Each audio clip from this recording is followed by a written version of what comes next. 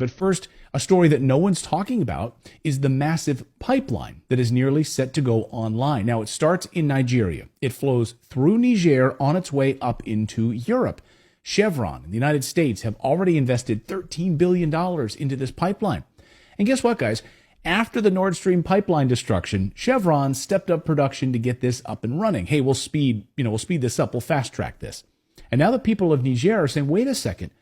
Why are we going to allow a pipeline to flow right through our country so Europe can have natural gas? You are doing nothing for us. You continue to steal from us. Sorry, no more pipeline. This is why Europe is terrified this morning. The United States already blew up the Nord Stream pipeline, put their own pipeline into action in Africa. It's a smart business move, right? We'll just blow up the competition. Imagine Walmart doing that to Target stores. Yeah, we're just going to blow up those stores. Now you got to shop at Walmart. And now Niger is saying, hey, sorry, you're not going to use our country to transport your natural gas into Europe. Get out of here.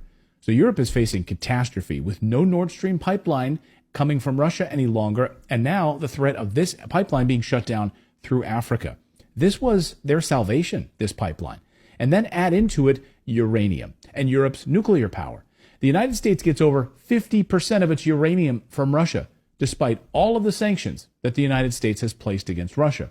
They left uranium off the list. I love this. I love that they chose to sanction every other thing, but they left uranium off the list because we need it so badly. We need it desperately. Why? The United States is so heavily dependent on Russia for uranium that Putin could literally flip a switch, literally destroy the American economy by turning off the lights. A major backup resource of uranium is Niger. The French, the United States, have been essentially stealing uranium from African countries for decades. And again, these countries are saying enough is enough. We are sovereign countries. Get out of here. We are going to keep our own minerals and make our own decisions.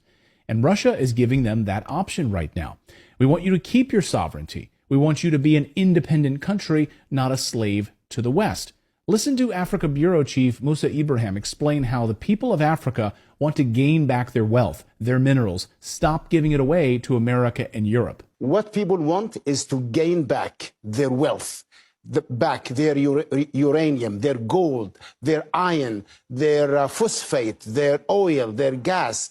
And this scares the West because this means the true democracy will take place in Africa when people actually own their own land and the wealth of Africa does not go untaxed, unsupervised from the mines in Niger to the banks of Paris and the financial sector in Britain. And he's right. Niger's coup isn't happening in a vacuum. This isn't a singular event.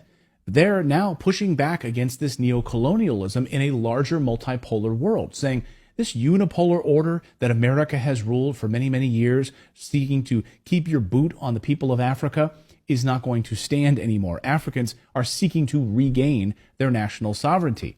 Africa saying, hey, we are rich in uranium, but we don't get to benefit from any of it because you steal it from us. We will enrich our own uranium, and we will sell it to you, and you'll pay us for it.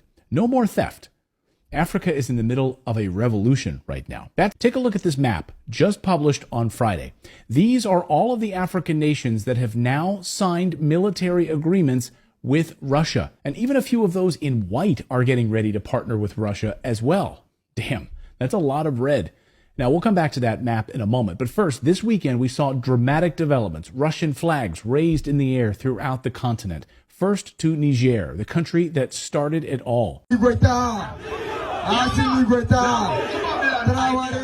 Russian flags everywhere. And according to France 24 news service, the government of Niger has now signed a contract with the Russian Wagner Group for security.